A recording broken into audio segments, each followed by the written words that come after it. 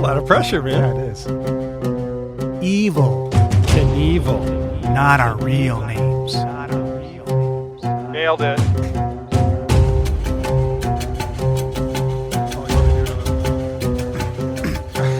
Oh, you want me to do my bit? Okay, here we go. Who are those guys? You're gonna love it. It's just a little independent. That might have been too much, man. Hey, Hey. fans of independent films, not weirdos.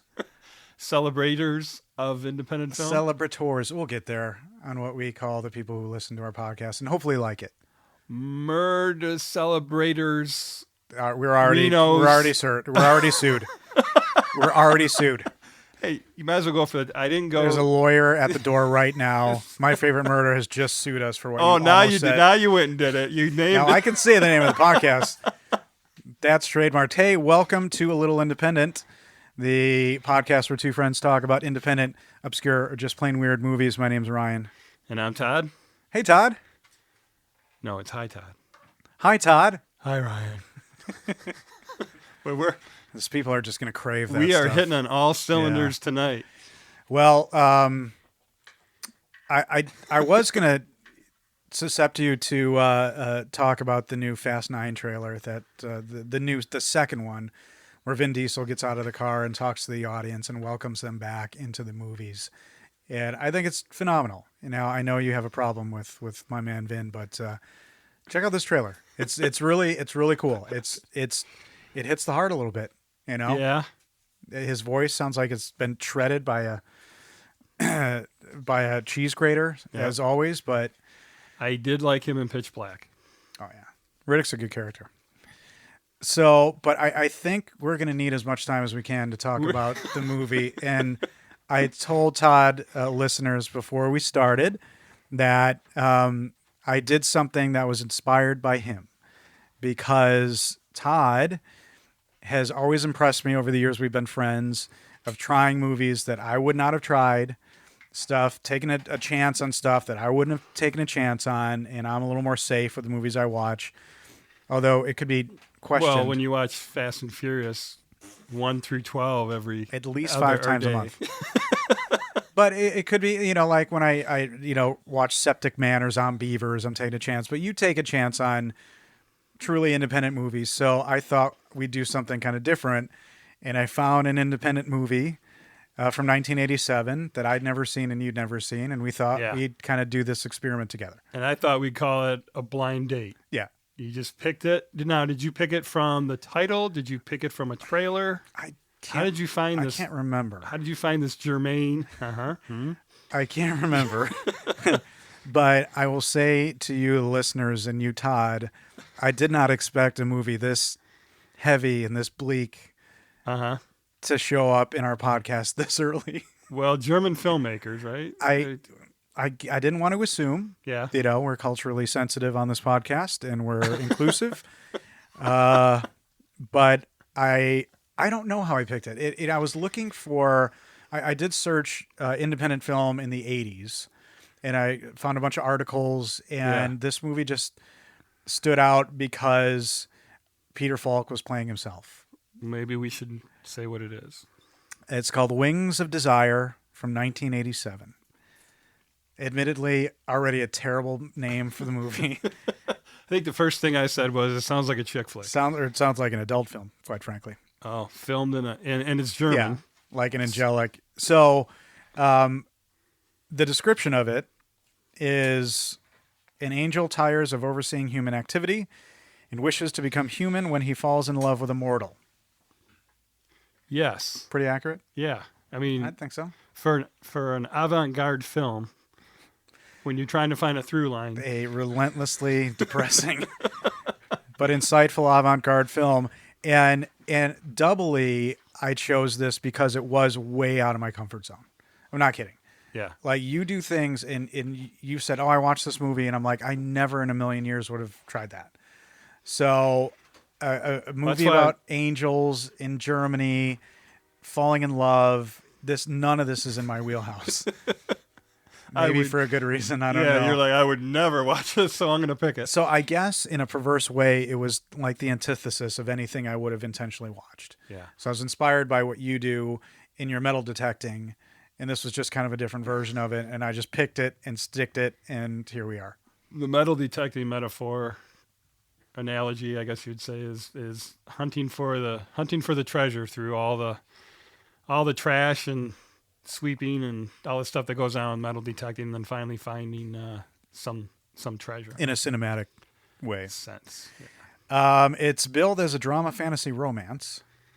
So I think that's pretty accurate. Yeah, the romance takes a long time to get there. Yeah, it sure does. We'll go through the cast list. We've got starring Bruno Ganz as Damil. Had you seen him in anything before? No, I don't know if I'm even pronouncing these No, names right. that's why I'm laughing. There's It's going to like, be some German faux pas. Yeah. See, How do we? we went after the French with Swimming Pool. Now we're going to take on the Germans here Yeah, we'll with have to- Wings of Desire. come up with a German slogan. So immediately he looked familiar to me. And I didn't Oh. look him up right away, but I did remember him in Nosferatu the Vampire. That's the Klaus Kinski version. Oh, I love that one. the He's in that? Werner Herzog. He's Jonathan Harker in that one in the 70s. That's such a batshit crazy movie, and Klaus Kinski is just such a legit insane person. But he's Jonathan Harker in that. He's in a Mads Mikkelsen movie I really like called Age of Uprising: The Legend of Michael Kohlhaas, Okay. which is a cool true story. Yeah, I haven't seen that one. But it took me forever because I remembered his face, and my wife was saying I've never seen him in anything. He's in the remake, the 2004 remake of The Manchurian Candidate with Denzel Washington, and he plays a scientist or somebody who helps Denzel. And his face is pretty striking. This guy. Yeah. He's also in a movie called Far Away, So Close, and I am going to play the trailer for that particular movie.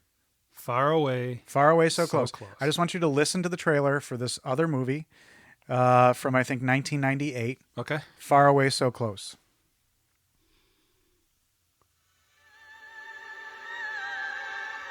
From heaven, they descend to earth.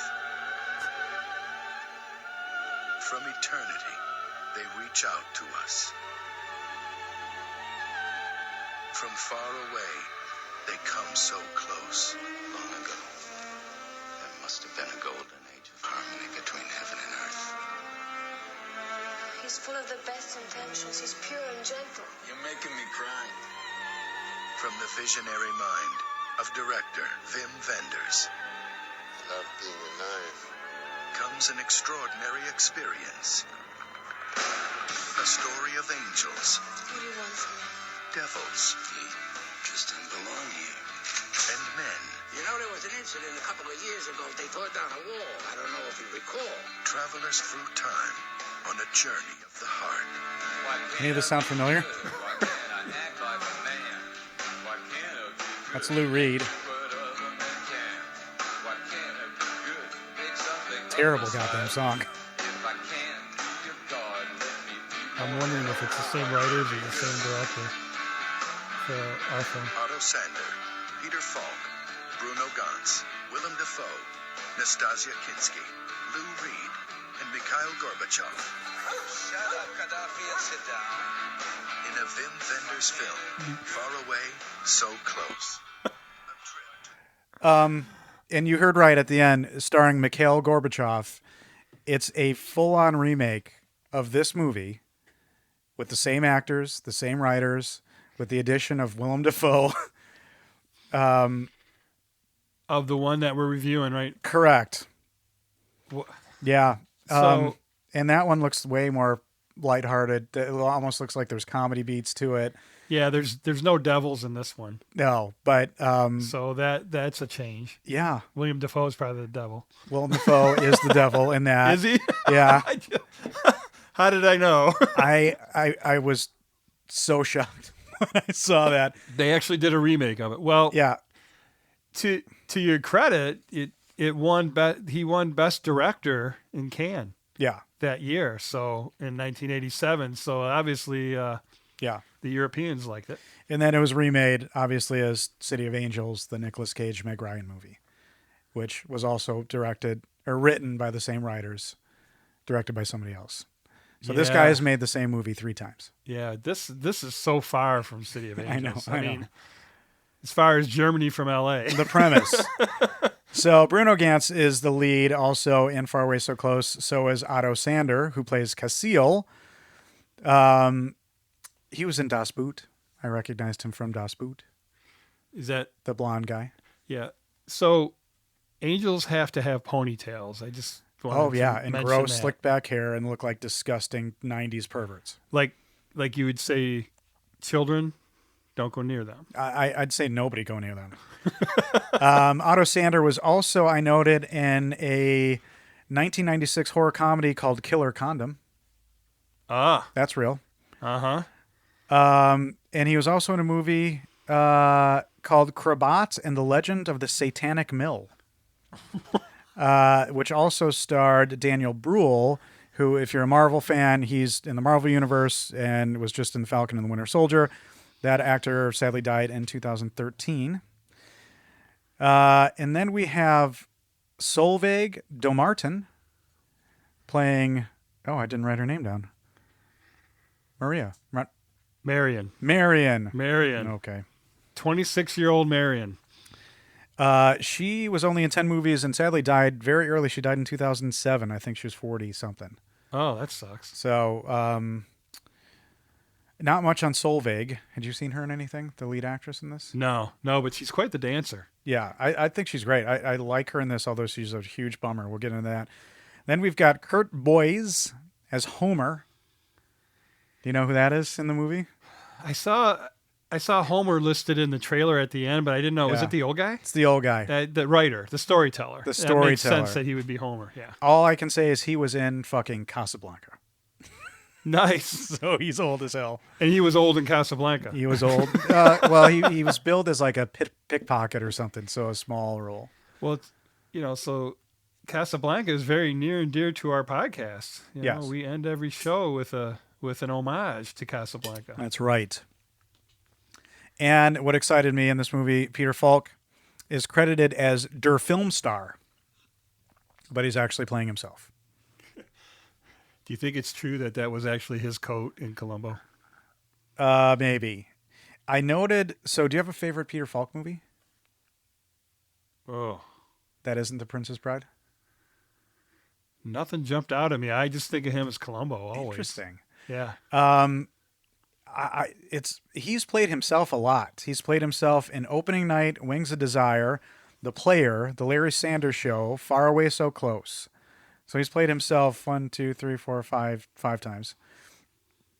I love him in Murder by Death, the Neil Simon play / movie, and The Cheap Detective. In Murder by Death, and it's a fairly insensitive movie because of Peter Sellers' portrayal of the Chinese detective, and so it doesn't hold up. But Peter Falk is like the Sam Diamond, and my favorite line is he comes into the mansion. He's got the white tuxedo, and he comes into a drawing room, and somebody's like, "Mr. Diamond, you have a bullet in your back," and he goes, "You should see the other guy," and he literally has a bullet in his back. And just his voice, the way he carries himself, I love him. And I noted Peter Falk's last movie on record, 2009, and it's a movie called American Cowslip. SLIP? Cowslip. What the hell's that? It's an odd movie about a stoner who needs to pay his rent, so he enters a gardening contest. Val Kilmer's in it, kind of in a slightly overweight phase with a crazy cop mustache. Really interesting. It was written by Wim Wenders, Peter Hotke, Richard Reitlinger, and Bernard Eisenschitz. See, I knew I'd do it. God damn it. That's, like these German names. I'm going to say you eat the wrong Eisenschitz. restaurant. Yeah. You get the Eisenschitz. Bernard Eisenschitz was uncredited. And also Wim, Peter, and Richard wrote City of Angels from 1998. So this guy's literally written and been a part of the same movie 3 times. That's striking. Wim Wenders, have you ever seen anything that he'd done? Did you look him up at all? Nope. The one thing that I have seen, and my wife, showed me this movie through the soundtrack was Buena Vista Social Club, the documentary about the aging Cuban musicians who are kind of forgotten following Castro's rise to power. And they're kind of brought back out of retirement and create this amazing concert and movement. Buena Vista Social Club. Awesome documentary. Cool. Never even heard of that. Yeah. And the music, I noted the music in this was insane and great, I thought. Until the band started playing. Oh, I figured we'd have a tussle about that. Jurgen Nieper was the composer, and I had not seen anything that he'd done. Tagline, Uh-oh. there are angels on the streets of Berlin. I would say true statement. I don't know if it's a tagline. Yeah, it's a little tagline for a makes movie like you- this, I would think it was more provocative. I would be.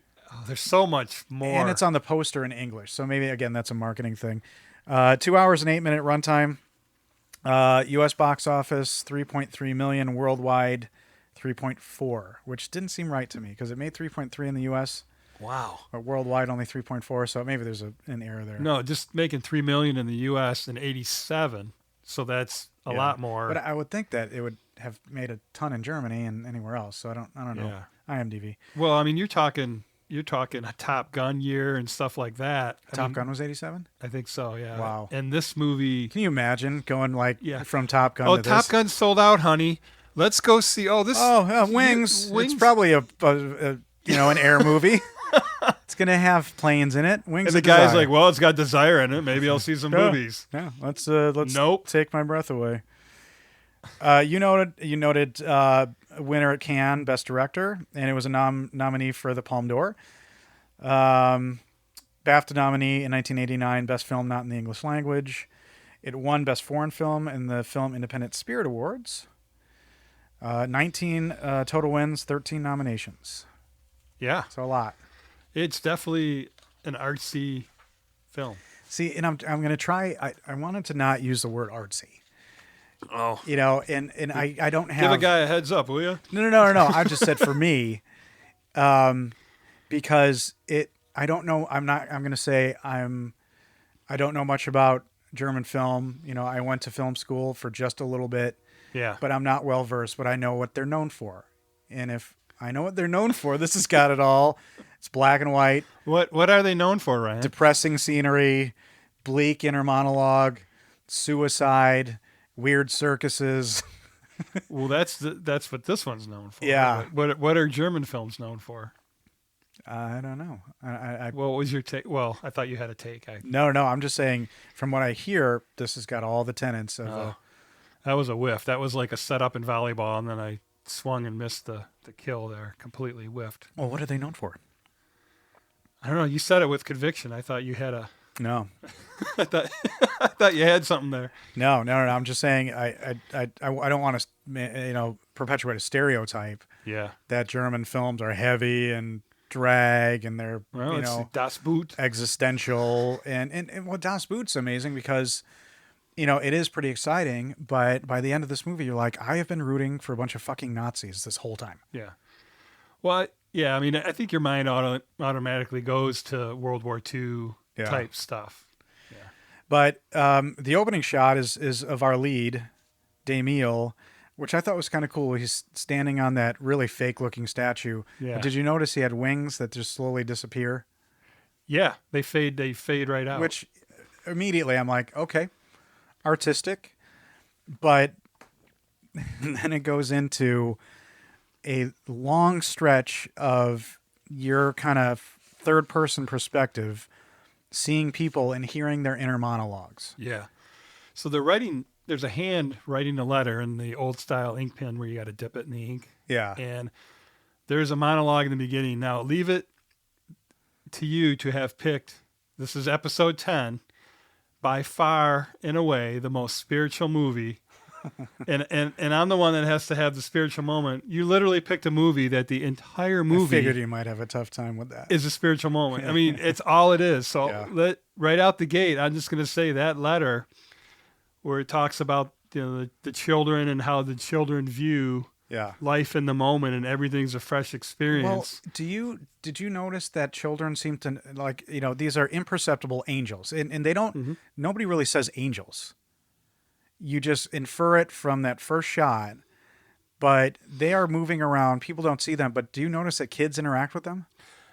The children are the only ones that can see them. And okay, you agree with that. And that's the point of, there's many references to being like a child and seeing the world like a child. And they nail it right in the beginning. And it is very spiritual. I mean, yeah. So we're just going to leave it at that. And this whole movie is a spiritual moment. So I don't know how to overcome this now. Well, it was random. The inner monologues and dialogue, it seems like everyone in Berlin is suffering from crushing existential woe, crippling self-doubt. Yeah. And, our lead is on a plane, and you just focus on a person and their horrible, terrible thoughts. And then all of a sudden Peter Falk shows up.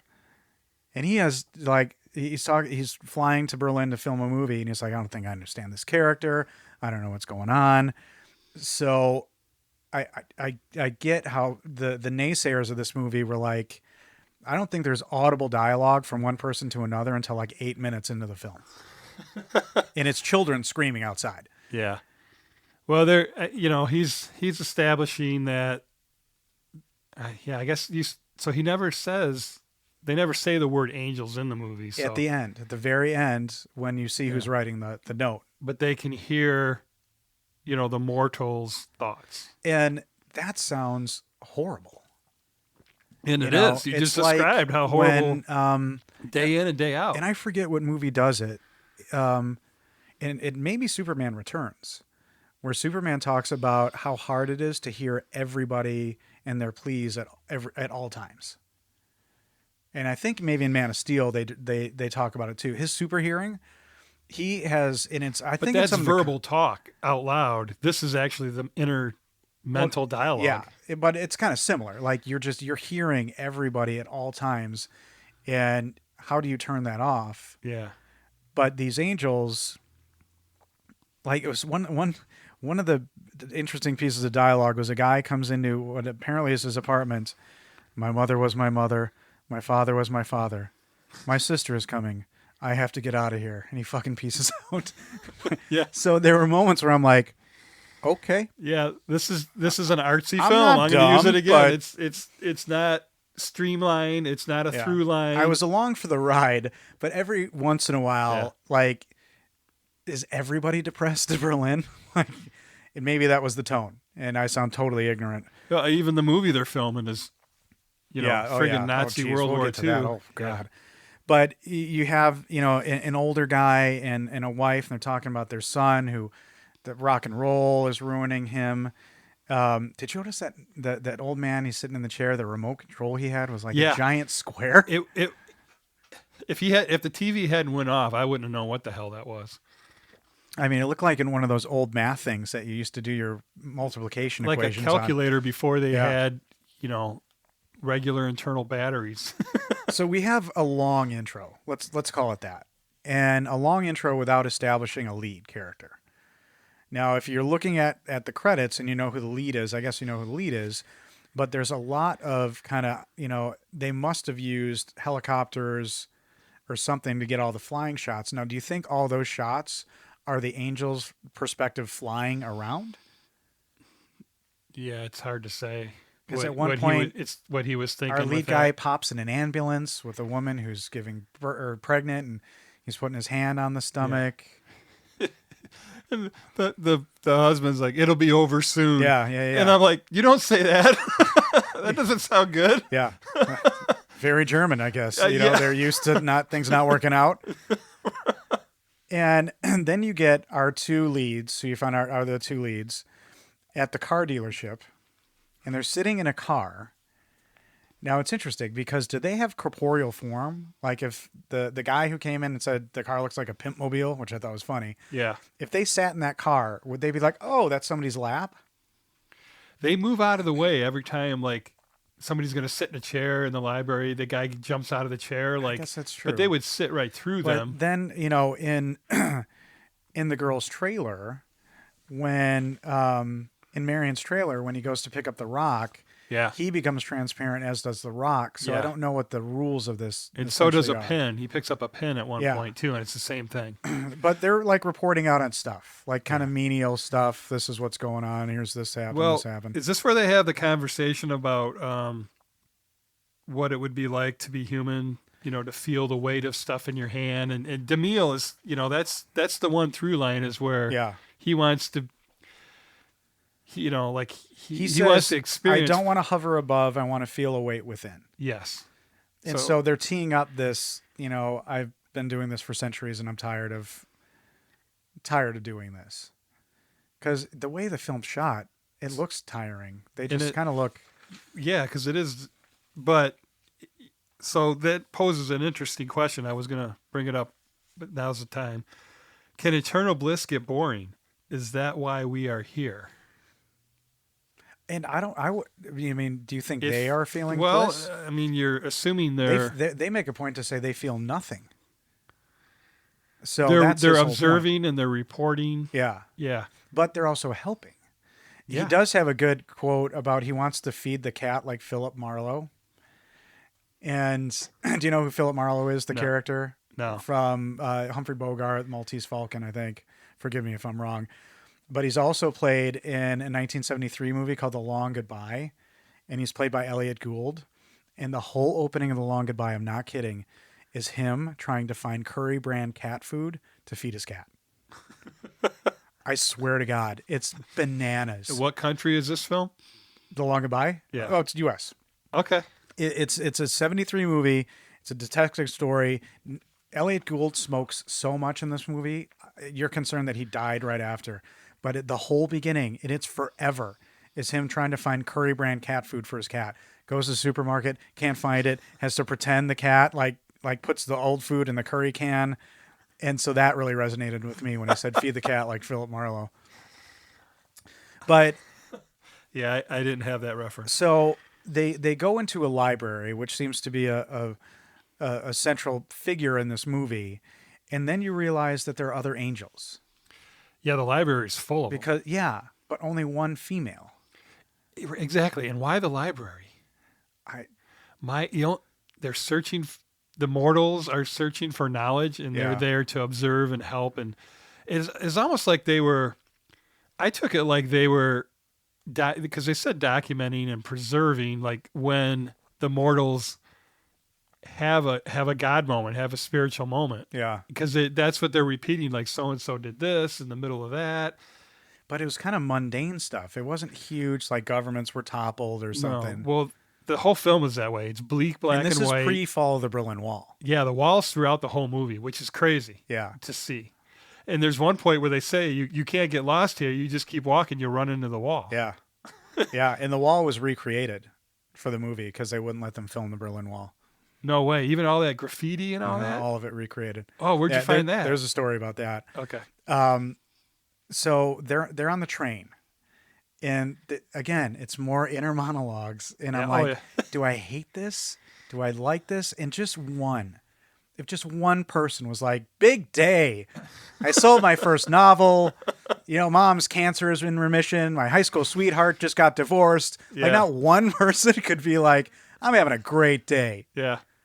And this is the first time you see, I think, the angels influence somebody because there's a guy who's having a terrible, existential crisis. Casil sits next to him and kind of hugs him. And the guy starts to go, I think I'm going to be okay. So is it their influence is through touch? That happens throughout the movie where there's it. some touching and then they say, oh, I feel peaceful, or, oh, I feel they get a new inspiration. Except for there's the one that, the one that, are you going to get into that one? Or I'm not sure. Okay. Maybe. So one guy jumps and then it turns out he just jumped down 6 feet, but that is to get to the real ledge. Yeah. And then he goes to the real ledge and all these bystanders are yelling, don't jump. So Camille puts his arm around him and is trying to whisper to him. Casil. Let's call him Camille. Camille? Put some red lipstick on him. He's a pasty angel. He's already got the ponytail. Yeah. Why? So the guy leaps, they look and he goes, gross. 9. They look so gross, these angels. Slicked back hair like a 90s Steven Seagal villain. Like 90s Steven Seagal. every one of them had a ponytail, and a right? giant wool coat. I didn't like the way they looked. Like a Flasher. Yeah, I didn't like the way they looked at all. And so now we get to, again, I think you've established the movie, you established the characters. This is what they're doing. You don't know how long they've been there. Do they travel other places in the world? And you get to the circus. Well, and establishing the final lead. Yeah. You get to the circus. And what I noticed is the circus people were speaking French. It was still subtitled. She was. I think everybody was. Because the trapeze guy, the trapeze coach was a real dick. Oh, Just yeah. yelling at her. Yeah. Like, what does a trapeze coach do? Don't fall down. I think he was the ringleader of the whole circus. He was, but he was just jerk off Yeah. to her. Yeah. Yelling at her. She was doing fine. But he was sacre bleu. So, and Jess speaks French, so she was like, oh, these are all people speaking French. And- which makes sense in a foreign film. Yeah, Like, and she's bitching about, and they had angel wings on her, and she's bitching about that's being right. chicken wings. Yeah, you fly like an angel, and she's like, no, I don't I like can't these fly chicken in wings. these chicken wings. Yeah. So, they reveal that the circus is broke. Not a shock. Late 80s Berlin. Not a lot of, I mean, when you see the people who went to the circus, they didn't look like they paid a ton of money in a small circus. And it was This all thing it was all tiny. kids. There were hardly any adults. Tiny. It was kind of weird. Yeah, a lot of free passes that day. But this is going to be their last performance. And this is when, okay, Marion is a real fucking bummer. She just, and I get it for the movie based on the arc, but her inner monologue stuff is just a downer. Like, she's so lonely, but she's like the only hot girl in this all-male circus. How is she lonely? Are you kidding me? She's with a bunch of carnies. She's looking for. I get it. She's looking for Mr. But Right. she's still in Berlin. Again, I think the actress very attractive and talented. But she's the only female in this circus, and she goes on and on. And I noticed she's sitting on this car, and she's lonely, Yeah. and Damiel is there, and the guy with the accordion shows up and sits next to her and starts playing his shitty accordion. And I'm like, thanks, asshole. Yeah. Like, I'm having a moment here, and you Well, bring your doo-doo-doo. Look at who her boss was, right? In the circus. Yeah. And then they just find out the circus is canceled. Tonight's the last performance. I get it. But there's just And she came from Paris to be there to do this. I feel like Berlin just causes this ennui for Oh people. yeah, it's heavy. And I was thinking myself, my inner thoughts are nowhere near this level of really depression, I guess, but sophistication. Like, I'm not going through enough up here, I don't think, because they are a mile a minute with their You internal. can do better. They're just crushing depression about themselves. And I noticed, she goes to her trailer and she picks up her robe that she just dropped on the dirty, muddy ground. Yeah, to do some weird flip around thing. Some guy just walks up and then she just does this full on Gina Carano. Yeah, just in- like a in, little, how do you do?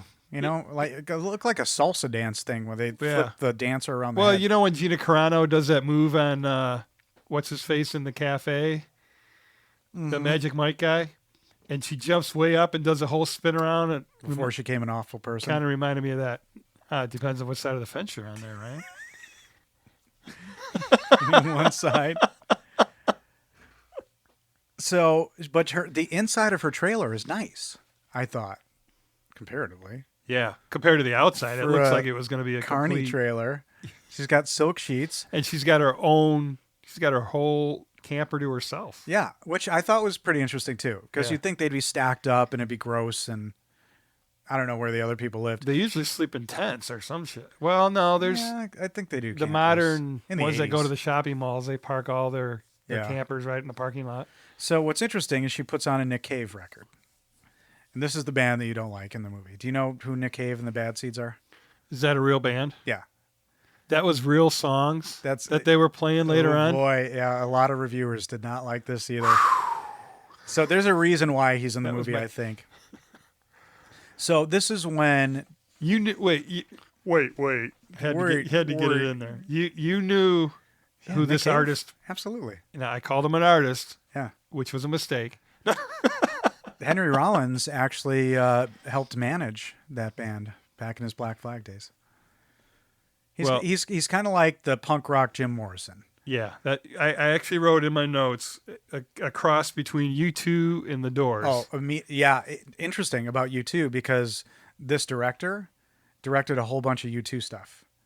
Okay. And I don't know how that's connected. Just the way the guitarist was trying to be like, what's that guy's name? You know, the way he was doing with his the most overrated band of the all time. Edge, yeah. But you see what I'm saying? He was a Jim Morrison. They're very unique band, and not a lot of people like them.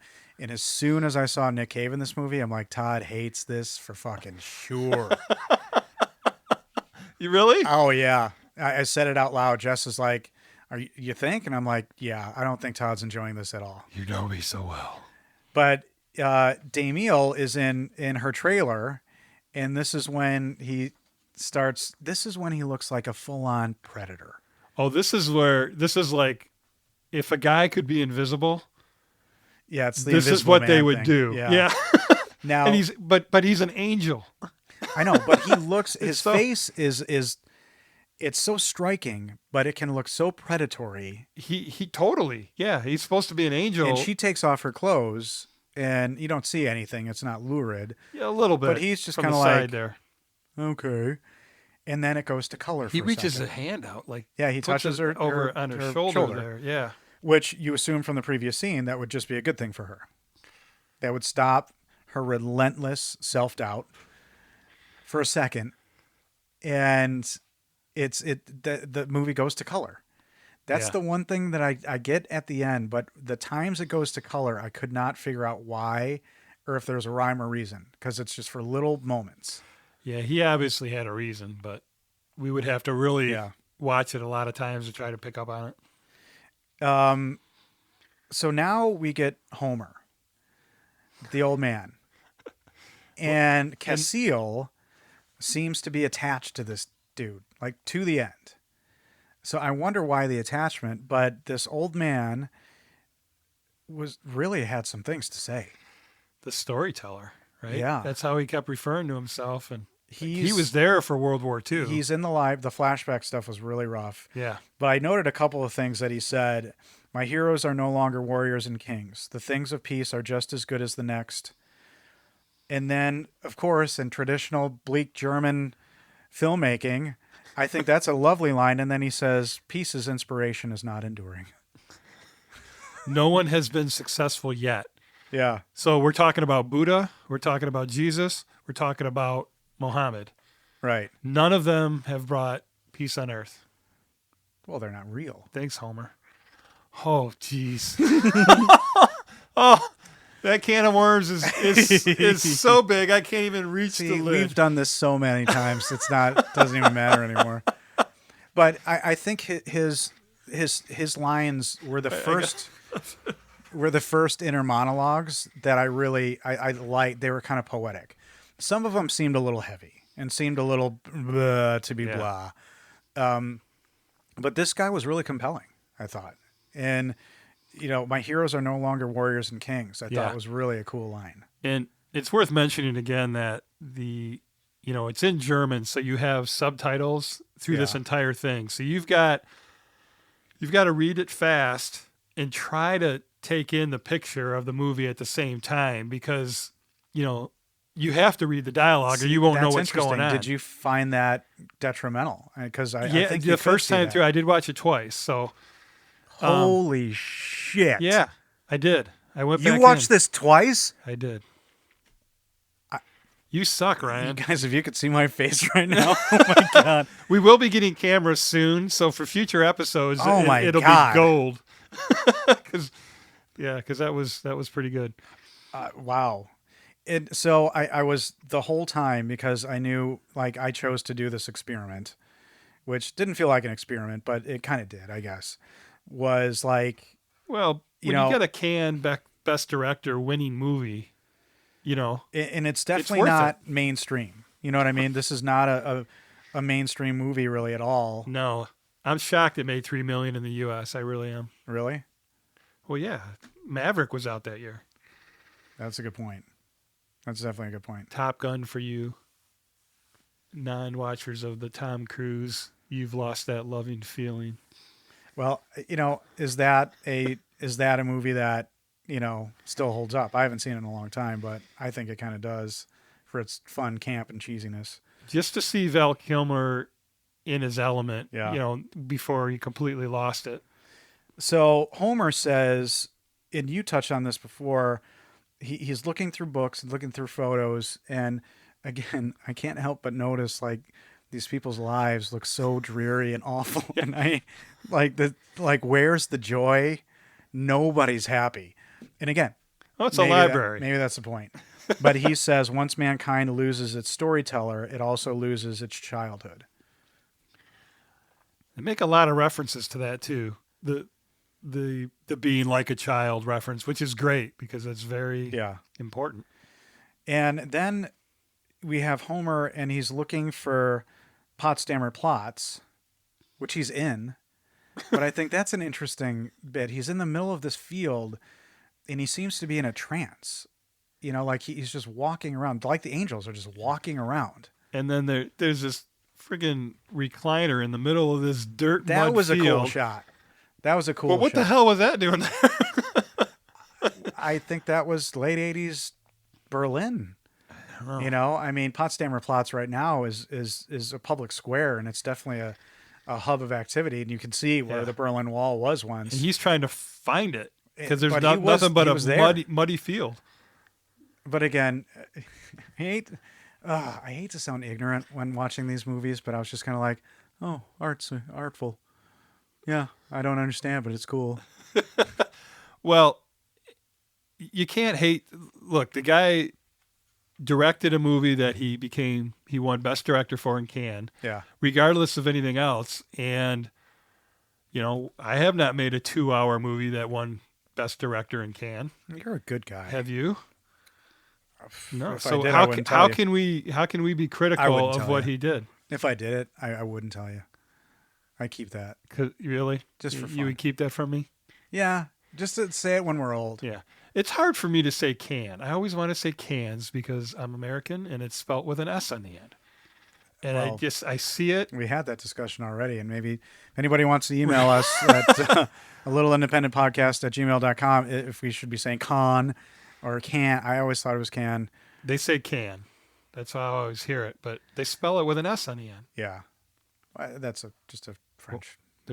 We got the Doberman gang outside. Hey, the French, you can email us too. Let us know what's up. I love the French. Cassile, I noticed in another scene, was in the backseat of a car. And first it made me thought all of their actions are just random. They're just walking around trying to find the most depressed person, I guess. Because Cassile, tries to stop a suicide I think they're looking for unsuccessfully. the opposite. They're looking for people that are finding the now. They're in the wrong fucking place then. Because everybody in this movie is tragically depressed. Based on their inner monologues. I mean, if you walked around, think about if you walked around, maybe you do. And if we break through, like have a breakthrough moment, but maybe you do. If you walk around just like, I'll never be as good as I once was. I don't really know what I'm doing. I used to be a musician. No, I'm not anymore. I wonder if I'd be any good. If your inner monologue was that constant, that would be a city of crazy people. So mine's the opposite then, I guess, because remember last week we were talking about a particular picture I wanted to get printed out from when I was 22 years old and blah, Yeah. blah. The reason for that was an inspiration for, to rework out and, But when you're get as talking close through to that that in your point. head, when you're like, do you call yourself Todd in your head? no. Okay. So you're like, hey, me. Adonis. Okay. Okay. All right, Hercules. So this is your inner monologue. Hey, I was thinking about that picture. It's pretty cool. I had long hair back then. That's pretty rad. Is that kind of how it goes? Well, I just think, where you are now, you're like, man, if I knew then what I knew now. Again, but is it a relentlessly German-paced inner monologue that just doesn't seem to stop? No. No. That's my point. So That would be awful. I know. That's what I'm saying. I feel for these people. They need angels in their lives. But so Cassile's in a car. Again, did he get in that car? Did he have to open the door? Can they walk through walls? Because you never see them, show supernatural powers. No, just when they pick up that rock in the pen where it's... So did he have to check cars and be like, I think he just floated right through Locked. Okay, you think they can just go it. through? Yeah. Okay. I think they can just appear wherever they want to. In another bummer of a line, I forget who says it, and I quote, "Today's German soul can only be dominated and conquered." That was Homer. That was Homer. Okay. Yeah. This guy. That one sucked. Why is? Yeah. What's he got going for himself? It wasn't a bad line. It just the depression part of it. I know. So that's where movies like this, I try to, because and listeners, if you get to know me or if you care to, I love escapism. I love movies for escape and serious movies. Todd and I differ a little bit on this. I tend to really need to be in the right mood for a serious movie. Yeah. Although, like The Founder, I can go to that movie at any time. But something like this, I feel sometimes like it takes something from me. Yeah. Because I know there are people out there like this. If it wasn't for the podcast, I wouldn't have watched it a second time. Yeah. Just because, not that it's And I'm not unhappy. terrible. Like, I'm just going to say it now. I'm not unhappy I watched it. Yeah. I feel like it's upping our independent movie street cred quite a bit, having gotten through this bad boy. Because this is a heavy-duty fucking movie. But, so now we get to the movie set. Because this whole time I'm like, where's Peter Falk? Where's Peter Falk? We're too much inner monologue. They promised Too much inner monologue. They, I'm like, if it's just fucking him in the beginning on the plane and that's it, I was going to break my TV. the remote's going to go right through But it. we get a lot of Peter Falk, and it's him on a Yeah. movie set, which it looked like, because you hear him later talking about, is it a World War II movie, and he's a spy? It's a World War II movie. He's a detective. Okay. You He know, looks like a because he's detective. always a detective, right? But he's got inner dialogue going on too. You know, am I as good And an it's actor now as I fucking was? depressing. Yeah. Berlin is doing this to him too, because I don't see Peter Falk as a guy who has depressing inner monologue. He's the guy who's reading the book to Fred Savage and The Princess Bride. But he and does he's- say some encouraging things when he can sense the other angels later on. Well, but the twist, because this movie's got. Oh, that was the goddamn twist. WTF moment for me. Yeah, and that's we're talking about the same thing. Yeah. I know it because there's only one time in the whole movie. I don't know if we'll give it away or not. That you literally go, "What the fuck? Yeah. No way!" But the best line in this entire movie, said by Peter Falk, when he goes to the costume person, "I can't wear this fucking hat." And the best scene in this movie is the costume person has him next to a box of hats, and he's just trying on hats. And every hat for her is great. She's just trying to get him to pick one. And he's just like, look like I'm at my wedding. Yeah. Look like I'm at somebody's funeral. Oh, this was in Casablanca. But he's known for a guy who wears hats. Yeah. And what's funny is each hat kind of did look different on him. I thought they all looked good, but holy shit, I love that scene so much. He always wore a different hat in Columbo? Well, no, he just, you always see him with a hat. He's as a detective. I thought he said he didn't wear a hat in Columbo. He didn't. Because he said that. Yeah, he didn't. And then wear a he hat in said the Columbo. jacket was mine. Yeah, and I love the references to Columbo in this. But and I think we see this activity, and that's because the angels are visiting the set, and they are visibly delighted. Our lead angels are delighted by Peter Falk. They're smiling for the first time ever. We should have counted the smiles in this movie. I bet there's 8 total. 8 smiles total in this whole movie. Yeah, he smiles, our lead. I keep wanting to call him Damien, which would be hilarious. Damiel. You call him Damien, we all know what that movie is. Oh, so yeah. that would have been hilarious to call him Damien. I wouldn't have been surprised if that kind of music was in this movie. But he smiles later on when he has his change. Yeah. But so few smiles. Kind of like. But the angels, are kind of, they're having fun with what's going on in this movie. And I noted the extras, because Peter Falk, he goes to draw that older lady. Yeah, what a nose. What a nose. Look at that nostril. And then he has the inner monologue about how patient the extras are. And he says, they're people. They're extra people. Yeah. And I thought that was kind of a kind thing to think. And having been an extra myself on a movie, I can tell you. Do tell. Which movie? Maybe we'll do it on the podcast one day. Who knows? You don't want to reveal it yet? It was a movie called Unconditional Love. Uh-huh. But and what Oscar-winning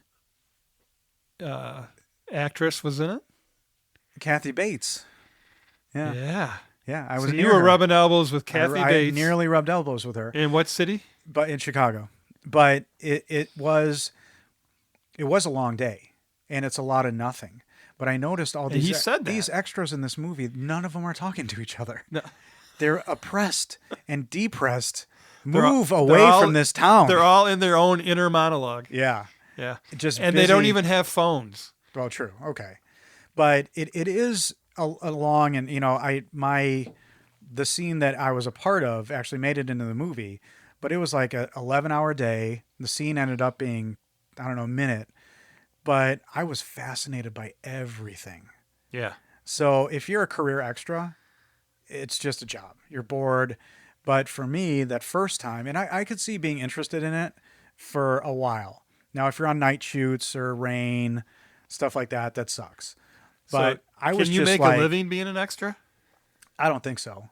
If you live in Berlin I got- and have a cardboard box for a house, Well, comparatively, then maybe. they probably don't shoot many movies. I don't know how, but it was a fun experience. But Yeah. again, I had to stop myself from just like looking around at everything, because when it was time to shoot, you had to do what you were supposed to do. But these people were just like looking like they'd rather be dead. Did you picture Kathy Bates swinging the hammer? Did She you was did you go there? She looked so different. Her hair was short and done up, and she had this. I don't know. Maybe we'll do the movie. I don't know if it's independent, but if you watch it, you'll see. She's just, it's a big scene for her, and she's very happy. So Well, she didn't feel dark at all. Yeah, and that's where I go. Kathy Bates. And there's three people behind me in this line coming into an auditorium. That's so cool. Yeah, for about an hour of the day. Yeah, and I can't wait till until we get to the episode where we reveal that brush of stardom from you. Look at us. I'll leave Look the at us breadcrumbs teasing out there, stuff. folks. It's coming. If you know who wait is, So you've got a surprise coming. my question is, Damiel and Casil, they seem to be kind of jovial enough. They seem to have been friends forever, and we find out later how long they've been doing this. But I like them together. But Casil seems to be much more distant, and Damiel seems to be more engaged. So Damiel says, "Let me take you somewhere after the movie," and he takes Casil to the circus. So my question is, has Casil never seen a circus before in all this time? Yeah, he's Because been he's alive. like, let me show you something else. He's been alive through the entire evolution of humanity, Before history. and he's never been to a circus. All right. Well, all right. I guess it's possible. Yeah. It is in this And this I world. honestly, I'm going to admit something that I'm sad to admit. Being a German movie, I thought the circus would be way weirder. Oh, like freaks. I thought there'd be more nudity. I thought there'd be, I don't know what, but I'm like, oh, this is going to be a fucked up circus for sure. And it was just a nice little circus. And our lead actress wasn't doing the trapeze right away. She was a nice little cat. Yeah, and there were a couple other girls, by the way, because they Were show there? up. Yeah, Oh. remember one gets in with the magician. Oh, yeah. she I gets guess in the it- trunk. Oh, the strong woman, too. and then there All was a right. strong woman. I'm completely wrong. So the carnies were all tearing up the strong woman, and our girl took off. Oh, See? okay. She should have worked out more, I guess. I don't know. She's pretty flexible. So that's when I started to ask, how long have they been here? Are they confined to Berlin? How many languages do they speak? And that's when we get the scene of the two of them. And I thought this was really, really interesting, where they say their first visit to Berlin was before history had begun. yeah, they're talking about the river. Yeah. What not being What there. this was. Yeah. And then it became a river, and I mean we're talking primordial Yeah. times. And why would they be there? There's no people. Well, What would they be doing? they mentioned they did see the first biped. And So that- they're helping. And that's what they said. The biped grunted at them, and they said that was the first time they ever laughed. So literally in this movie, we have angels, which are biblical, Yeah. and we have bipeds, which are Darwinian. Together. Yeah, and they say that's how they learn how to speak. They said they learn how to speak from the biped, his grunting and whatever. So I think that's an interesting little. Well, just the fact that angels are dealing with, the evolution theory. Okay, so I didn't want to bring this in, but I didn't even think of this that. reminded me a lot of the Kevin Smith movie Dogma. I'm guessing you've not seen that movie. No, I've seen Clerks and Clerks 2. In Dogma, I think it's brilliant, and you've got Matt Damon and Ben Affleck who play angels, and they're kind of doing the same thing. And I wonder, wait, I have seen that. okay, I wonder if Kevin Smith wasn't aping a little bit of this. Alan Rickman plays the voice of God, the Megatron. Is that right? Not Megatron. I think that's right. That's and a Transformer. He says, yeah, it is, but I think Mellotron or something like that. And he says, at the end, if anybody who isn't from this plane or another plane of existence, better cover their ears because God speaks, played by Alanis Morissette, and it explodes Matt Damon's head. So I was wondering if angelic language was either like intuitive or imperceptible to human ears. So they had to learn how to vocalize. Yeah. Well, angels, there is a thing about angels singing and all that, and it's beyond human, Yeah. The frequencies that we can hear. And there is stuff on that. In Dogma, they make a point to say that they have no anatomy. So, because I was worrying about a potential like assault situation with the guy in the trailer, but I kept on remembering they don't have anatomy, so they can't do this. Oh, but I can't remember. Like I want to say Anunnaki or one of those ancient, where the ancient alien stuff, where they're referencing this old stuff like the Anunnaki or whoever it was came to Earth and mated with the humans, creating giants. So that immediately made me think of this. No, when exactly what you were saying, it made me think. I'm like, this guy, the angel. Yeah, is there's other stories about angels mating with mortals. Yeah, gods. As well. Yeah. With mortals and yeah. I didn't think it was going to go there, but I was just like, I don't want it. The look on his face and then her taking her shirt off and him touching her shoulder. But it was done really subtly. Like he looked away. Yeah. And that was appropriate. But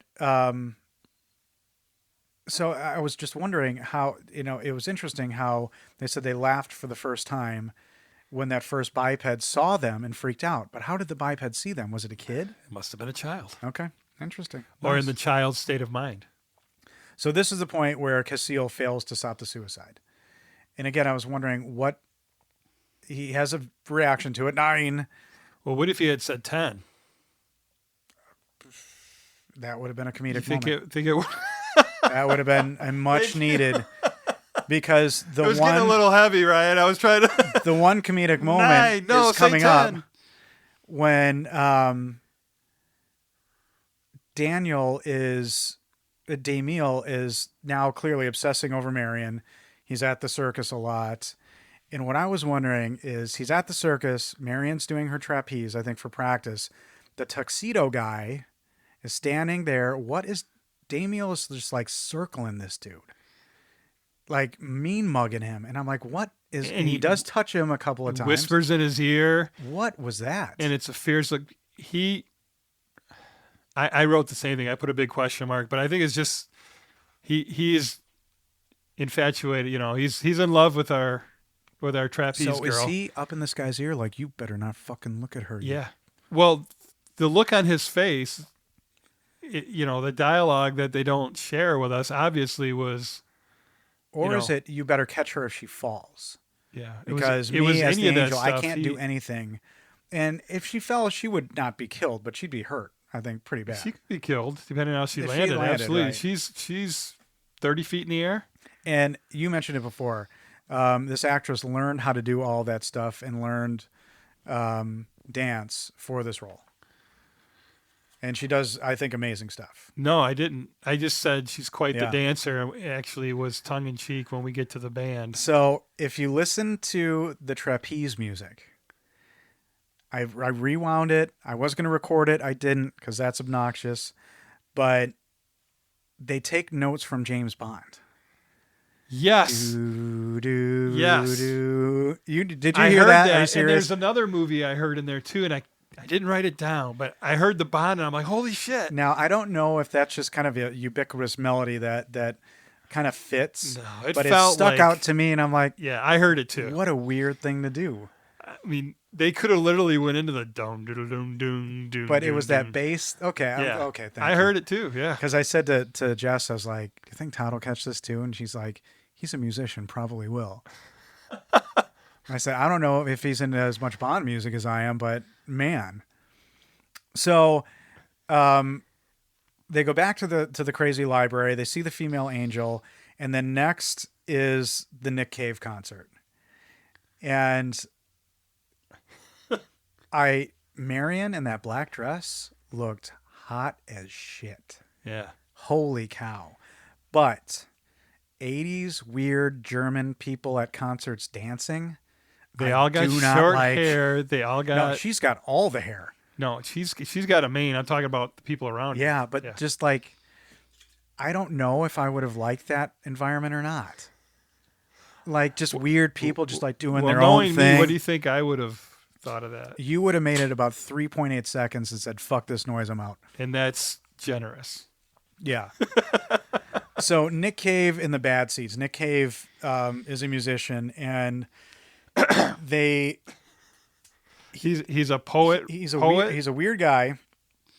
And during this time frame, like from 85 to 89, they lived in West Berlin. So the whole band, they lived there and they toured from there.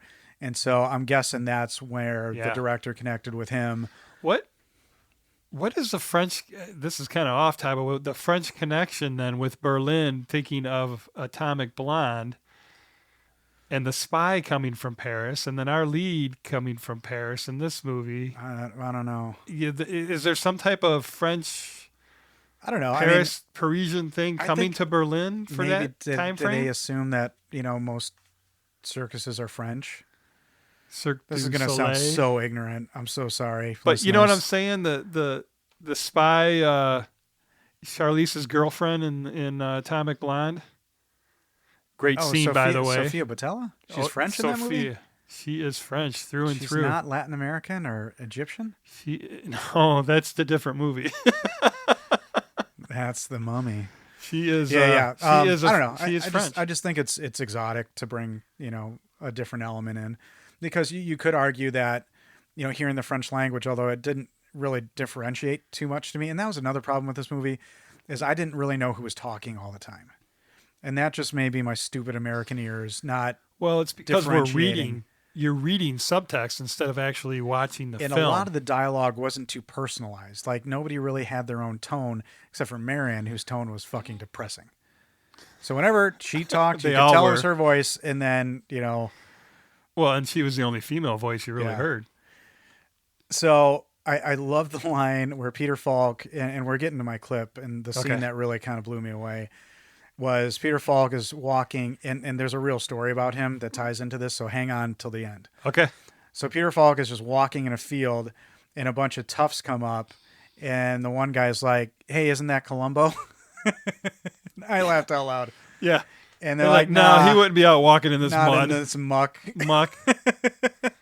Yeah, and literally he was. He was. He was looking for something a place his grandma had told him about. Yeah. And I kind of wonder if that was part of the script or ad-libbed. Oh. Yeah. Because I don't of what I'll tell you about Peter Falk. But so Peter Falk goes up to a food truck, essentially, or at a coffee truck. And Damiel approaches him. Our angel. And this is the interaction. And this really, I thought this was kind of interesting. So, yeah, we're giving it away. I can't see you, but I know you're here. I feel it. You've been hanging around since I got here. I wish I could see your face. Just look into your eyes and tell you how good it is to be here. Just to touch something. See, that's cold. I feel good. Here. To smoke. Have coffee. And if you do it together, it's fantastic. Or draw. You know, you take a pencil and you make a dark line, then you make a light line, and together it's a good line. But when your hands are cold, you rub them together. See, that's good. That feels good. There's so many good things. But you're not here. I'm here. I wish you were here. I wish you could talk to me. 'Cause I'm a friend. So, Peter Falk, at this point, I am presupposing that the filmmakers are saying Peter Falk, the actor, is a magic person. That's what I think. He can see invisible angels. Peter Falk, the actor, well, because he's playing himself, and he reaches out his hand, and Damiel shakes it, yeah. and I'm like, Peter Falk's magic. This is what they're saying. This is canon. Is this Peter before the This is before the reveal. This is. I Yeah. thought the No. reveal isn't the reveal No. right after this? No, way at the end. The reveal is in full color, my friend. So I'm like, what I think is interesting is this food truck guy is not even paying no never mind to Peter Falk, just talking to nobody. He's just going about his business like same shit. It was a lady. There's a lady? That wasn't a lady. Working that coffee food truck? Then it's a kind of a different big scene. There's a dude. different scene where it's a Oh, lady. Yeah, there's in that another truck. scene where Peter Falk is talking to Marion. And that's a lady. Folks, he's only watched it once. I watched it twice. Yeah. Swing and a miss on me. So this prompts Damiel to go to Casil. God damn it. I'm doing it right, though. Lenny and Squiggy. And he says, I'm going to take the plunge. I want to become immortal. Yeah, so Peter Falk inspires him to go all the way because he's been talking about it throughout the movie. Yeah. Clearly, when he's in her camper, Didn't know it was an option, though. he wants to go You there. know? But did you note that what are the first things that Damiel wants to do? He wants to drink coffee. Drink coffee, yeah. Shit. He wants a bath, and he wants a Turkish barber. Now, that sounds gross. That's not right.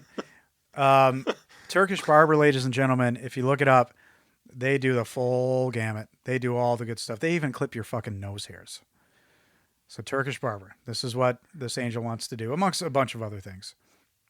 Now, So he's choosing a Turkish barber first, maybe in preparation to his girl. because he wants to be ready for clearly the god awful jacket he buys is all part of the courting process. This peacock wants to fly. her. Yeah. So now I'm wondering about the logistics. Like, okay, angel guy, you could choose to be mortal. Is this like Superman in the Fortress of Solitude using the chamber and Yeah. he becomes, human? They don't really delve into that. They I mean, don't. he just states the intent, and then They cut to Casil holding Damiel in his arms for a second. Now it's in color. And then Damiel is just on the ground. they show the footprints, alluding to him having Yeah. become mortal and walking. But it seems like one footprint. Looked like he hopped. No, it was several. Oh, was it? It Yeah, looked well, like one like he hopped. I'm like, did he just hop there? No, there was a full path. So then he's hit in the head with his armor, which I assume was dropped by a helicopter. Did you notice that? He's hit in the head with his armor, and then they cut to a helicopter in the sky, and I'm like, what the fuck is happening? Wait, his head would be obliterated if it was dropped from that height, but what was with the helicopter? I didn't understand. Avant-garde, baby. Okay, and again, I kept on going like, German movie, okay. Well, just like we did with swimming pool, fucking French. Fucking French. So he gets up. He notices he's bleeding from the wound in his head. He meets a stranger, and What color is his blood? so I was curious: do angels only see in black and white, and is that a metaphor? It was filmed in black and white. Do they only see in black and white, and is that a metaphor? I want to say Good and evil. You see what I'm saying? yeah, but I want to say the color.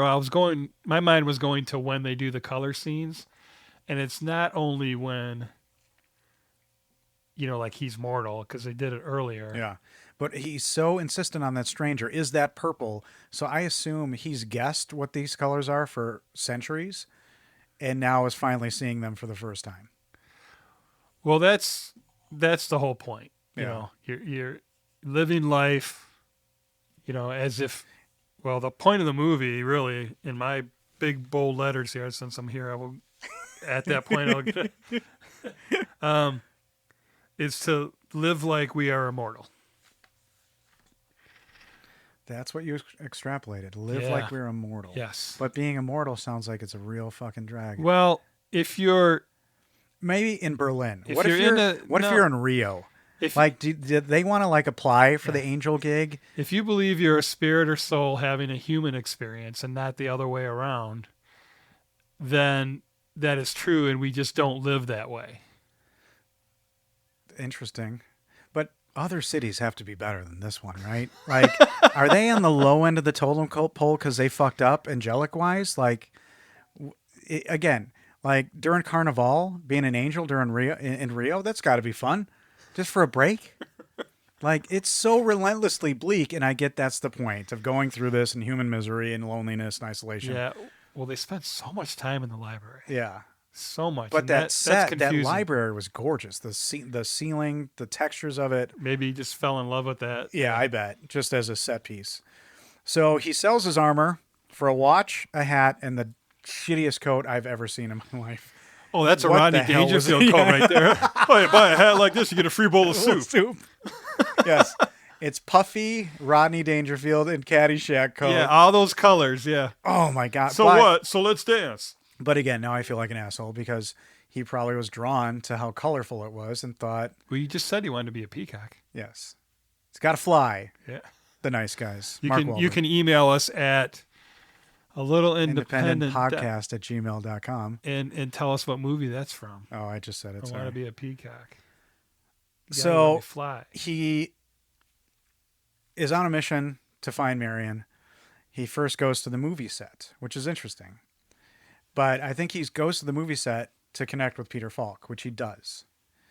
And this is where we get the reveal that really got me. I really Oh yeah, he in calls the him way over. because he says what's the Compadre, no because that's what he it's said something when like they did that. the handshake, and that's what Yeah, makes I cut- Peter Falk come I- over. And, It's he's not like, "It's compadre, it's you." something else. But I'm like, why is Peter Falk giving this guy the time of day? It's interesting that he does. Yeah, it was a shock moment for me. I didn't see it coming. Yeah. I didn't see it coming at all. I have Caravaggio in my head, but that's not it. But so Peter Falk surmises that this guy sold his armor and asks him how much money he got for it. And he Yeah. says 200 francs. And then Peter Falk says Now- something like, you got cheated. Yeah, he got ripped off, but that's okay. Yeah. That's going to happen. When I sold mine, I got $500 in the Bronx. 30 years ago. And so the anvil is dropped that Yeah. Peter Falk was a fucking angel. Oh, he even says it out loud. Yeah. Or he says, "You were an angel?" And he's like, "Yeah." Does he say angel though? Uh-huh. Okay, that's the first time. Well, they say in angel. the subtext, yeah. Yeah. And again, I was really taken by that moment. I thought that was really cool. Yeah. Oh, it blew me away. I wrote WTF in capital letters. That an Columbo angel was an angel. might choose to, do what he did and become a famous actor Yeah. with all the years of knowledge that he amassed. Yeah. So if this is true, I choose to believe it's true. Peter Falk is an angel. He is a gift. I believe this is true. So this is when you have the second fast food truck. So Peter Falk is at the coffee truck, and Marion comes up to him like she's looking for somebody. She recognizes him as Columbo, and says, are you a detective or something? Can you find people? And that was a nice scene as well, I thought. Yeah. So you have, for me, from this point forward, you got to suspend belief, because this girl is not going to be finding DeMille as her soulmate. What do you mean? Look at him and look at her. Oh, jeez. I thought you just said soulmate, not face mate. But You sound very shallow, my friend. Are you saying this man's not handsome? Not handsome enough for this girl? no, he's He's a goddamn angel. he gives us all hope. He does look like a predator most of the movie. But I like that scene with Marion and Peter Falk. Then Cecile shows up. Peter Falk does the same thing. Again, food truck lady, nonplussed by Peter Falk just talking to the air. And Peter Falk extends his hand, and Cecile doesn't take it, Yeah. saying he's not ready to give up whatever. He has no interest in what he Yeah. is selling. So now we go to a second Nic Cave show, which, again, I'm like, Todd is furious right now. There's another one of these. Yeah, one wasn't enough. But did you notice that venue? How sick was that venue? Like the venue he was playing in, and then you go to the other side with the bar and the stairs. Did that What the make hell any was sense that? at all? It No, was it like didn't. this I loved it. grunge dirt punk rock. I looked like it was a blown out hotel or something from the Blitz. Something that was bombed over, Yeah. right? And then we go into And the half of Ritz. it's- yeah, we go yeah, from yeah. the Blitz to the Ritz. It was a hotel. And Yeah, how does that happen? so Nic Cave plays a song that an album he's famous for. That song that he plays is called "From Her to Eternity." I was gonna say I did like that line. Yeah, And the way he hauntingly sings that. yeah. I thought that was cool. I wondered if that might win you over a little bit on him, but Yeah. I thought I did you think may that have been was good. thinking he was an actor and that was a fake band. I didn't know. Would it Yeah. have helped if you knew it was a real band at all? No. And if this movie was made today, who would be that weirdo band? Oh. See, I don't know the weirdo band. Because I haven't. Oh yeah, I guess because I haven't seen City of Angels, so I don't know if there's because Lou Reed's obviously that version in the Yeah. trailer for the. Tell you who I'd like to see is Infinium. Oh, thanks. So Far Away is so close. It's Lou Reed, but I was thinking about that too. Like, who the hell would it be? And I'm thinking it's Rammstein or like the singer of Rammstein, Till Lindemann, and like a bunch of weirdos because that guy is a legit weird artist. Maybe Eddie Vedder? No, not weird enough. Not weird enough. His stuff is haunting though. Like from No, it's not haunting. It's oh, see, I He picked just sounds like somebody. he's got a See, speech when it's problem. somebody you don't like. But like who's the weirdest? the Wild. Who's the weirdest artist right now? I'm thinking of Into the Wild. Nobody's weird. Like Mindless Self-Indulgence. That band. That would be a perfect band for this if there's still a band. But like nobody's weird. Nobody's edgy and weird anymore. There's no Nic Cave. He's got too much energy for me. I can't. Okay, sorry. Go for it. I talk too much.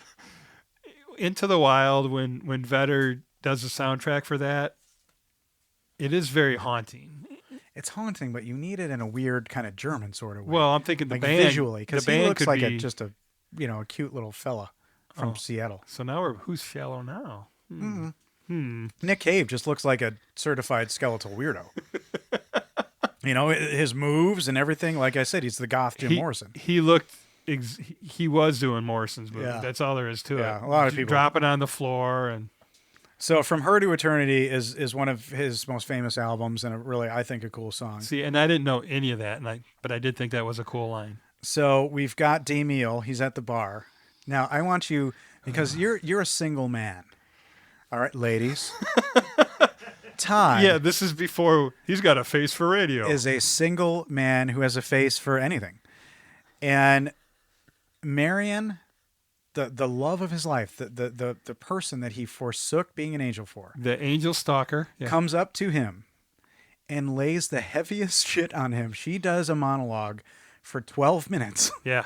And here are some excerpts of the things she says to him. You and I are now time itself. Ours will be the story of giants. Now, if a girl... Oh, there's the alien giant thing. Exactly. So if Boom. a girl came up to you and he That does looked not, like her. he does not speak, and she lays this crazy heavy shit on him, would you be like, okay, I'm into this? Or would you be like, see you later, weird person? Well, she's like something about him being inside her wrapping Oh, around. no, that him. was a metaphor for sex. Yeah. Yeah. But and- no, I mean her labyrinth around him. Yeah, I know. And I'm like, but what if that happened to you in real holy life? shit. You'd be into it? You would be Yeah, into it. Are condoms thick enough for that? Well, no. Do they I make mean, them thick enough? She's talking. Yeah. And it goes from, you and I are now time itself Yeah. to I'm cool with you boning me. And then he gets laid. And he's helping her with her trapeze. And he's a real happy fella. And I like how he's helping her with her trapeze. He is now her anchor. Yeah. And then he's continuing to write. And this is the first time that I noticed that Angel was... I didn't see that he said it to Peter Falk, but you realize that it's him writing in the beginning. And he says, I now know what no angel knows, which is to say maybe the pleasures of the flesh. Yeah. And then it says to be continued. Fucking It's Germans. the last card. And you know what? It was remade in 1998. No, I'm getting the years Yeah, wrong. he's a prophet. He And- foresaw. And then remade as City of Angels. No, 1997, I think, was Far Away So Close. And then 1998 was the American remake. Anyway, so it was continued just by the same people doing the Yeah. same thing. So Aristotle wrote, a story has a beginning, a middle, and an end. So when a story stops with to be continued, the movie's not over. It's not. Did you like this? Yes, but it's 2 hours long, and you will get bored through it. I mean, I keep using the word artsy. Yeah. It's It's avant-garde. It's really heavy. It's all the inner monologue, the crushing existential dread of all Yeah. these people kind of wears on you, but I think you have to be into that's what this is about and find the spots that you like. And there's spots to like, Yeah. I think. Yeah, and I respect his choices. Yeah. So a little bit of trivia. Filming the actual Berlin Wall, as I mentioned, was prohibited. So a replica had to be built twice because the first one warped in the rain because the contractor cheated the producers and made it out of wood. And as a note, I mean, this was a few years before the actual fall of the Berlin Wall. Yeah, 2. All of the black and white sequences were shot through a filter made from a stocking that belonged to the cinematographer Henry Alekin's grandmother. So all the black and white The scenes, stocking. a filter of the cinematographer's grandmother. So it's filmed in color on 35 millimeter film, we would expect, right? In 87, Right. with a stocking over the lens by someone's grandma. Mm-hmm. Wow. No, it must have been filmed in black and white. But it just had a filter. Well, when they switched to color, Yeah. And the color looked good. The scene where Otto Sander, Castile, he's riding the bus and he's morose with his head in his hands. I think it's after the suicide. It's because he developed a bald spot and makeup couldn't hide it. a little Picasso trigger in there with vanity. That's true. And one day during production, Peter Falk went missing. Hey, hire Columbo to find him, will you? He was so enchanted with Berlin, he'd take these extra long walks, and one day they just found him in a cafe. He just wandered off. And so maybe, the director just started filming him taking his walks through the mud. And he stayed an extra week at his own expense, hoping he would get additional scenes to play. So what I said about how awful that place looked must not have been remotely true because Peter Falk loved being there. I get the sense that he's got heritage. Like that stuff about his grandma and telling him to go to this place. That's why when you said it, that was like that I seemed think that's intuitive. why that's my guess. So we're going to end with reviews. Oh, he's woo. This one's going to be a tough one. They're way more good than bad, for sure. Really? And I think people who... I think you know what you're going into when you're watching a movie like this, right? You should, You have to. absolutely. Unless you just see Wings of Desire and you're like, hey. And Peter Falk and think it's a detective comedy. Yeah. But very quickly, you're out or you stay with it. But here we go. 1 out of 10 on IMDb. One of the lamest movies in existence. Seriously, a man should be deemed crazy and out of his mind for even being able to watch this movie without squinting out of boredom. The movie depicts the life of an angel who falls in love with a mortal woman. You get to hear their thoughts. Actually, that's all you get to hear throughout the whole movie. Some guy muttering and mumbling something in a philosophical manner. Semicolon used here, which properly. You don't see that too often. Which is proper grammar. Mumbling something in a philosophical manner, semicolon. It could actually have been interesting if it hadn't resembled Nietzsche's words all the time. Nonetheless, kudos to the director for a superb use of the camera. I've never seen a single shot last so long. Seriously, sometimes I felt like the operator was asleep during filming or something. Did I note the gorgeous actors that vivaciously portrayed the characters in the film? Like, even my guinea pig could have shown more emotions, and he's dead. Sorry, shit. Oh, like even my guinea pig could have shown more emotions, and he's dead. No love for Marion. So yeah, if you really hate someone, buy them this movie for their birthday. Nothing worse than that. That's a whole lot of there's hate. a real fuck you to mom if you're upset. Nothing about on her all birthday. the spiritual stuff in it, huh? My guinea pig could have shown more emotions, and he's dead. This person I think this person's just upset because their guinea pig's dead. And again, American audiences would have, especially today, Yeah. would have a very tough time sitting through this. Yeah. Another one, 10 out of 10, astonishing. I just saw this film for the first time. This film is simply amazing. So subtly powerful. The climaxing scene at the bar, it's like seeing the world in a grain of sand. There, just now. Did you see it? There it is again. And again over there. You didn't see it? Watch and you'll see. This film has just made number one on my favorite films of all time. The way they use Peter Falk, spelled wrong, to transcend the boundary between art and life, or perhaps erase the line altogether, wonderfully creative. We are guided gently into a world full of fallen angels, then brought back, full circle, home again. Fallen Angels? This is simply a must-see movie. I find it hard to imagine anyone not getting something out of this movie. There you go. They're not fallen angels. I know, but, you know. The last But person they liked it. They thought gave it their 10. guinea pig could have done better in their dead guinea pig could have done better in this film. Yeah, no. They gave it a 10, so. Yeah, a lot of reviews on it. I do try to find the kookiest ones I can. So far, I think we're 10 for 10 for kooky reviews. But Yeah. Kudos to you, Ryan, for all that research. sure, it's fun. Guys. Guys, I enjoyed this movie.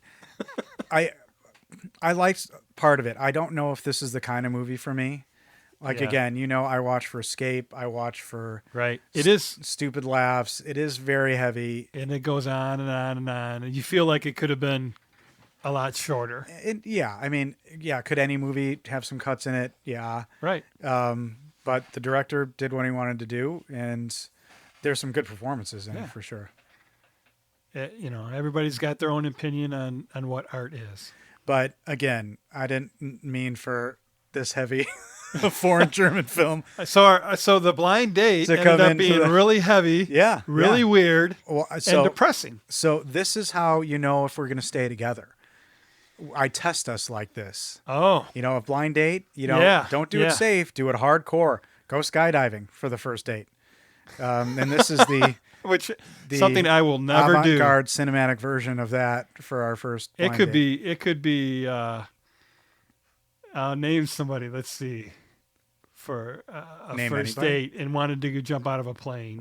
Megan Fox. I probably wouldn't do it. I'd allow her to jump out of the plane if she said she wouldn't be in movies again. If she goes first, and then I stay on the plane. All right, Jennifer's Body was good, but You think so? yeah, in a weird way, I do like that movie. But she is categorically terrible. Oh, have you seen Rogue? No, Oh, I won't it's do that. awful. It's fucking. I See, watched the whole this thing. is Todd taking a chance, and I'm not taking that. no, plunge. it's not. I just wanted to see her. Yeah. Transformers. She was replaced by Jason Statham's model girlfriend in the third one because she's such a terrible actor. Yeah. Well, in 2.5 Men, she Teenage got her, Mutant Ninja Turtles, terrific. No, she's terrible. she does a 16-year-old in 2.5 Men with Charlie Sheen and her. Yeah. This is a terrible setup. A 16-year-old and Charlie Sheen. Yeah. I don't think we want to go there. But he doesn't go there because he doesn't want to go to jail. It's a hilarious Wow. 2.5 Men. What a moral, upstanding fella there. Yeah. Yeah. He stuck to the script until. Holy cow. I'll bet you right after they if he quit had, filming. If he had tiger blood in him, he would have. As soon as he. If he was winning, he wasn't winning back then. If he could swing a golf club.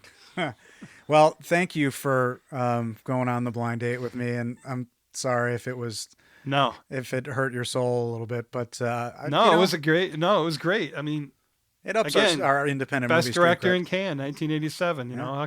You got to watch it. And I think the sequel that I keep forgetting the name, Far Away So Close, won at Cannes as well. I think it won Best Picture. Really? Yeah. So, but it was a Sony Pictures, so it wasn't an independent technically. Yeah, because Cannes is an invite. Yeah. Well, Sure. Again, thank you very much, Mr. Todd, for watching this movie. And until the next time, I'm excited to see what you have to choose. Find us on Facebook and email us at alittleindependentpodcast@gmail.com. And Ryan, Yes, Todd. we will always have Monty Doro.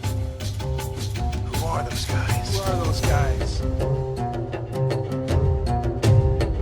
You'll love it. It's just a little Love it. It's just as Like- independent. You're about to say. You'll love it. It's just a little independent. You're gonna love it. It's just a little independent.